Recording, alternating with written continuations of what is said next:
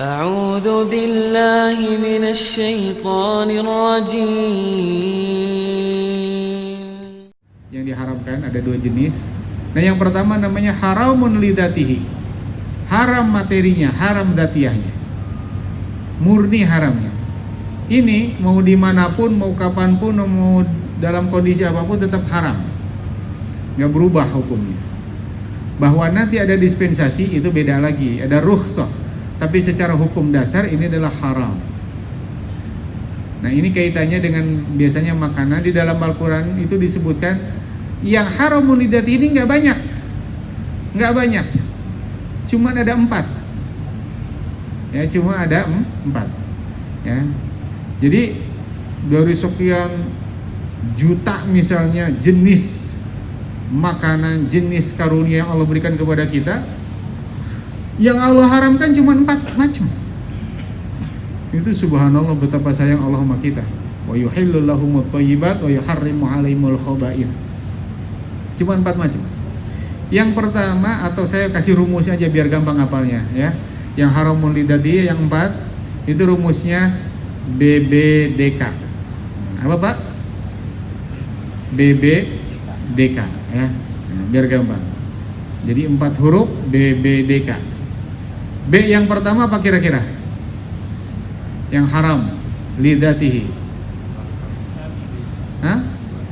Yang pertama, jangan ke babi dulu. Yang pertama itu bangkai. Ya, sesuai dengan bunyi ayatnya, inna maharrama alaikumul maitata. Ya, maita itu bangkai. Ya. Maita bangkai. Yang B yang kedua baru babi. Jadi biar runut sesuai dengan ini ya Al-Qur'annya. Jadi B yang pertama bangkai. Apa bangkai itu? Hewan yang disembelih, hewan yang mati bukan karena disembelih secara syar'i ya.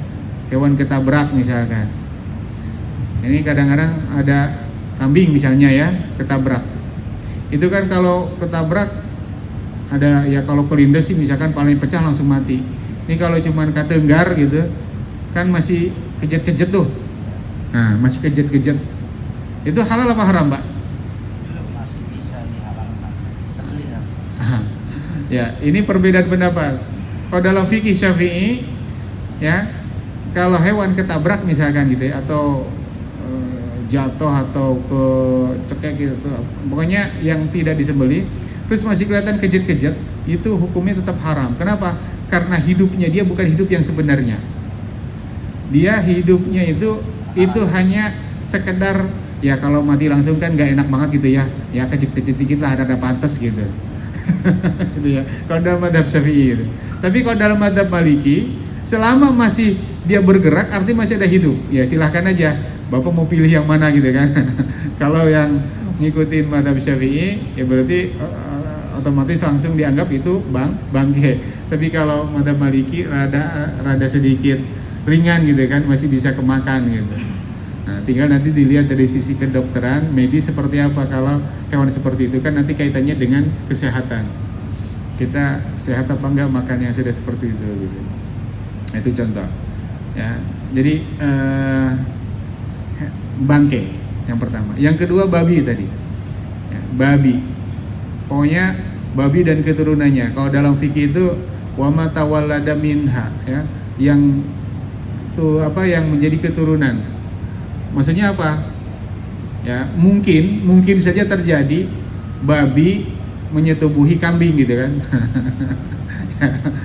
Babi menyetubuhi kambing gitu. Nah, terus ternyata jadi gitu kan. Nah, kambingnya hamil. Terus lahirlah ya anaknya anak kambing. Cuma secara hukum dia adalah babi.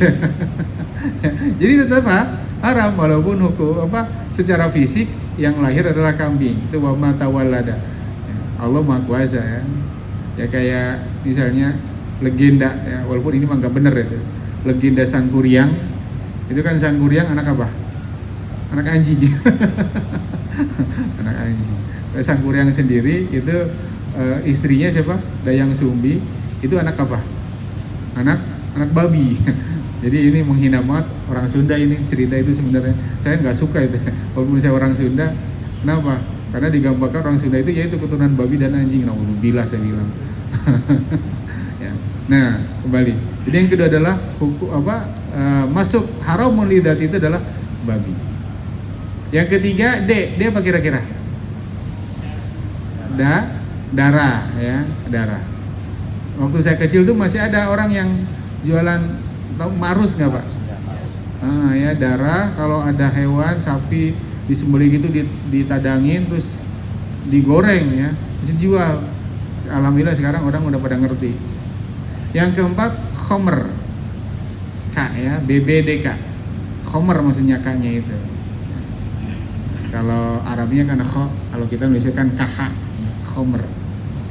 Nah ini yang empat ini tidak bisa kompromi, haram lidatihi. Contoh kasus begini, misalnya sekarang kan perkembangan teknologi pangan luar biasa ya. Ditemukan teknologi pangan yang bisa membuat rasa suatu produk, suatu makanan itu bisa punya cita rasa yang berbeda dari aslinya. Misalnya dengan teknologi pangan tertentu, babi itu bisa berubah rasanya dari rasa sapi. Atau sebaliknya, daging sapi bisa dirubah menjadi rasanya rasa daging babi. Nah, misalnya ada orang jualan bakso, dagingnya daging sapi, asli sapi, halal, tapi ditambahin tadi hasil dari teknologi pangan sehingga rasa daging sapi ini bisa berubah menjadi rasa daging babi. Kan katanya gitu, katanya udah mencicipi jauh lebih gurih gitu ya katanya. Nah, tapi kita jangan coba-coba. Nah dengan teknologi pangan tertentu, daging sapi yang murni sapi itu bisa dirubah menjadi rasa babi.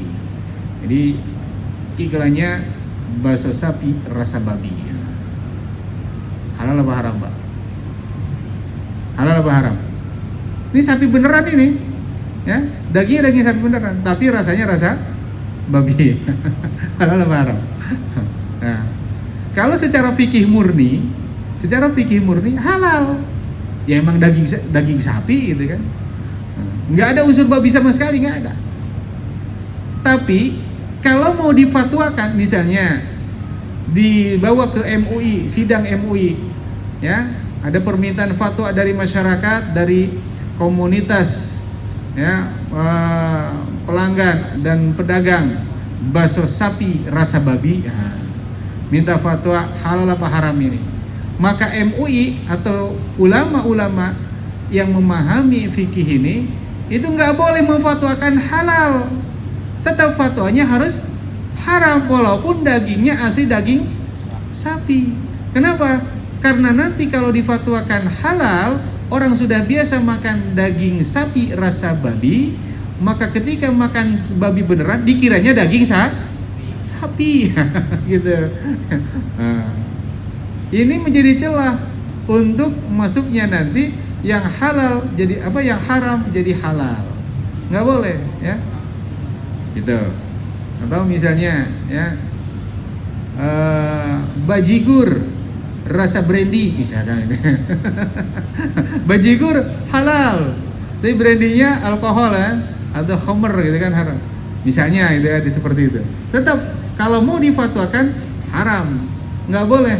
Karena hukum fatwa ini harus mencakup hal yang sangat-sangat detail, kemungkinan yang sangat walaupun kemungkinan sangat kecil tapi bisa terjadi, itu jadi pertimbangan kalau dalam fatwa. Makanya orang menjadi mufti itu harus orang yang benar-benar teliti, nggak boleh orang yang ceroboh ya.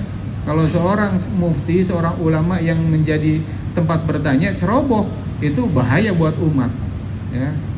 Makanya ya ini musibah agama ini kan salah satunya muncul ulama-ulama, ustadz, kiai, ustadzah yang ilmunya nggak seberapa, cuman pinter ngomong masuk TV.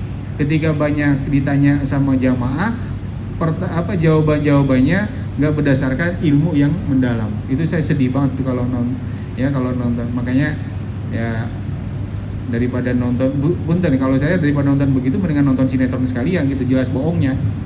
Kalau itu nggak kelihatan bohongnya, kayak ustadz aja gitu, padahal ilmunya nggak seberapa, hanya pintar ngomong. Ketika ditanya soal halal haram, nah ini bahaya gitu.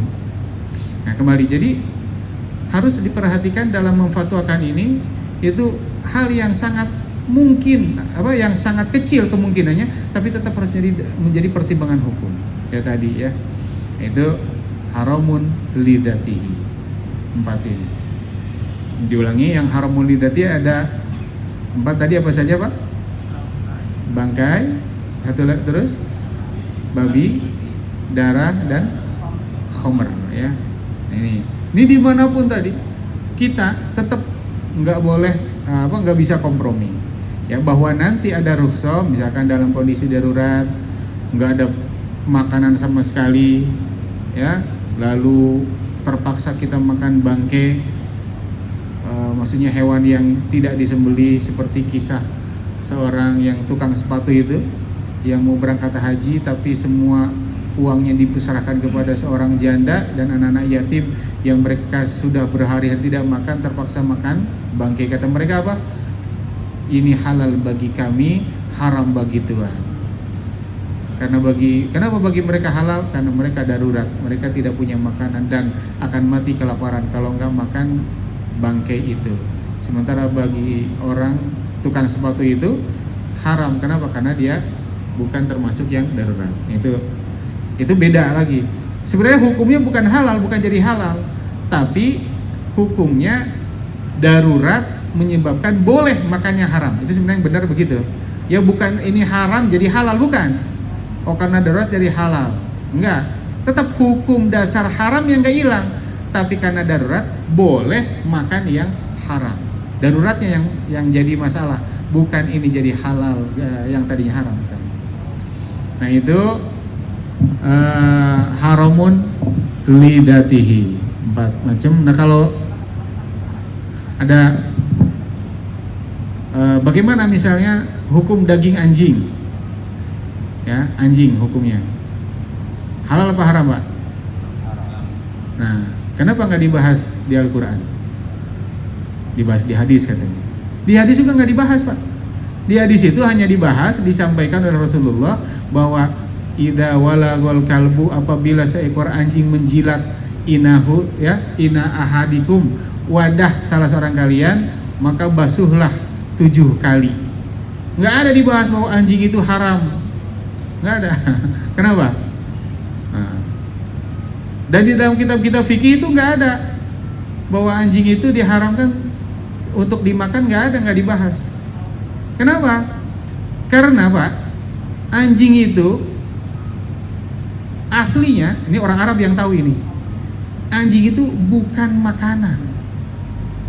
Anjing itu bukan makanan, dia alat untuk berburu. Makanya di dalam Al-Quran disebutkan mukallibin. Ya, mukallibin itu hewan yang diajari seperti anjing. Itu apa? Pintar berburu.